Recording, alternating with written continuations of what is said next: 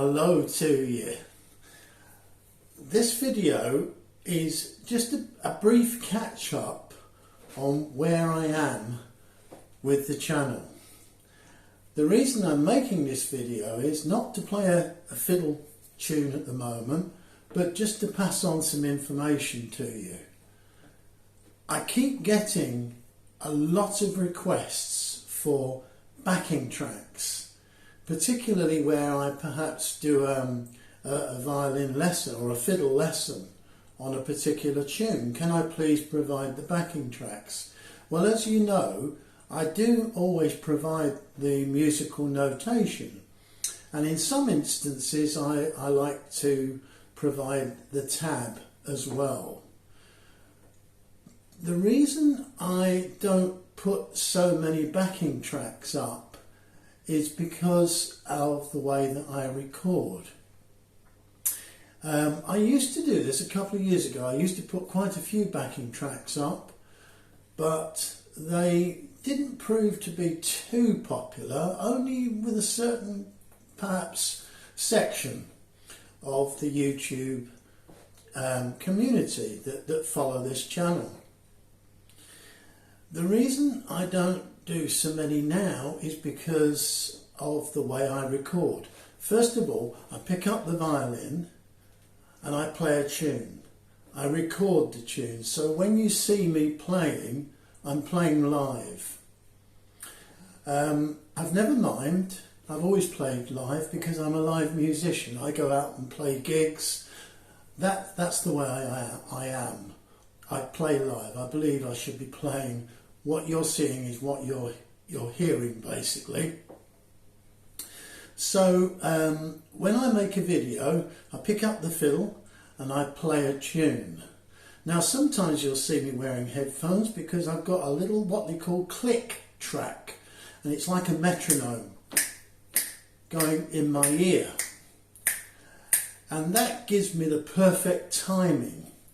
Now, most of the time I don't do that because I'm very spontaneous. So I'll pick up the fiddle and I'll play a tune without giving it much thought. Sometimes I might have to spend 20 minutes composing a new tune and I think, nice to share it with you guys. And that's what you generally see from me. Generally, if I've composed a tune, I've worked it out in my head, I spent maybe half an hour rehearsing it to make sure I know exactly what the tune should sound like, and then I record it. And that's what you see. Then I go away, I take the video from my camera or my phone, and I put it onto something called a DAW, which is a digital audio workstation, which basically, I'm old-fashioned, I call that a sequencer, which is on a computer. It's a program that runs on a computer, and if you imagine, it's a bit like a bit like a racetrack. You've got individual lanes, and each lane has a different musical instrument. So I put the fiddle on the top lane, and then below that I'll generally pick up my guitar, stick my headphones on, I'll listen to the fiddle playing, and I'll play the guitar at the same time. Then I'll rewind it or put it back to the beginning. We don't have to rewind anymore. It's not since we came away from tape recorders. And I go back to the beginning. I then play that through, headphones on, and I've got the bass guitar, and I'll play the bass guitar or the banjo. So I gradually build up a number of tracks, one on top of the other, and I can see them all spaced out on my digital audio workstation, which in many cases is the one called Reaper, which I think is superb. I've used that for so many years. So the point is, the original fiddle track is done impromptu. I pick up the fiddle, I play it. I've not got any headphones on, I've not got a click track running, it's not perfectly in time. So when I pick up my guitar and start playing my guitar, I'm listening to the fiddle. and I'm playing the guitar in sympathy with the fiddle. So if the timing drifts slightly out, which I'm only human, I'm not a machine, if the timing drifts slightly out, then my timing on the guitar also follows that, because I can hear what I'm playing. And likewise with the bass guitar or the banjo or even the drums, because I do enjoy playing the drums. So everything goes slightly out of kilter with the original fiddle track. Now, because I play live, sometimes as I'm playing a tune, I might speed up slightly, or I might slow down. This happens, it's live music. So what you're seeing is exactly as I've recorded it. So there's no illusion to it. Basically, what you see is what you get.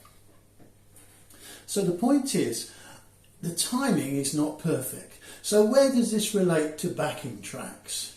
Well, you could say, just take out the fiddle out of the recording and then rerun that and use that as a backing track. But the trouble is, when you remove the fiddle, you suddenly notice that the guitar may be speeding up, slowing down, might be slightly out of kilter. And because I don't do something called quantizing, now there's an expression for you, quantizing. You probably already know what it means, but basically quantizing will take an audio track and start to snap it into exact units of time in the bar or measure.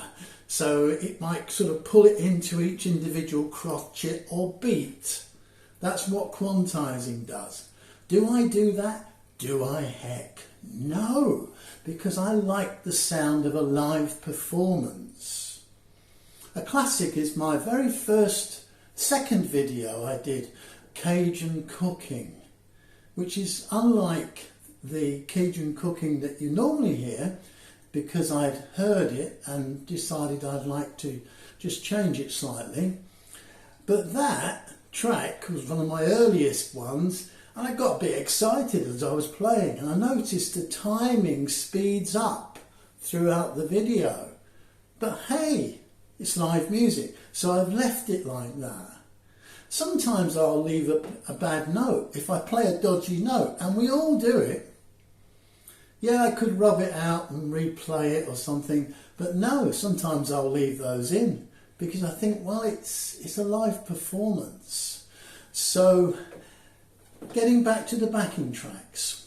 If I just remove the fiddle, the backing tracks by themselves don't stand up. They're slightly, maybe the timing's slightly out in certain parts. So what I have done previously is I've stuck those headphones on, put a click track in my ear, and I play the fiddle along to that. But it's not as good as just picking up the fiddle and playing a tune. So if I were to produce more backing tracks, I would have to consciously go back on what I've done over the last goodness knows how many years and re-record all of the various backing tracks to the various videos that I've done, which would take me as much time to do as making fresh videos for you to enjoy, and new tunes, because my mind seems to thrive on creating new melodies. That's just the way I am. I've always composed tunes, I compose songs, I compose all sorts of stuff.